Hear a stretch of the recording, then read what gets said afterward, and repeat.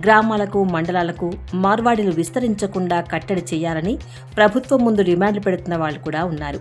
ఈ నేపథ్యంలో తక్షణ ఆవేశాలకు గురి కాకుండా తెలంగాణలో మార్వాడీల సమస్యను ఎలా అర్థం చేసుకోవాలి, వారి పట్ల ప్రభుత్వాలతో పాటు సమాజ వైఖరి కూడా ఎలా ఉండాలనే విషయం మీద లోతైన చర్చ జరగాలి.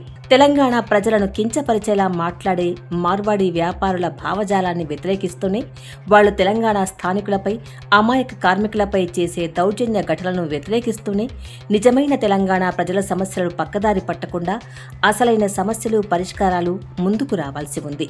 బయట రాష్ట్రాల నుండి వచ్చిన మార్వాడీ వ్యాపారులకు, తెలంగాణ సమాజంలో ఇప్పటికే భాగమైన స్థానిక వ్యాపారులకు మధ్య జరిగే వ్యాపార ఉనికి, లాభాల పోరాటంగా ఇది మారిపోకుండా ఉండటం చాలా ముఖ్యం.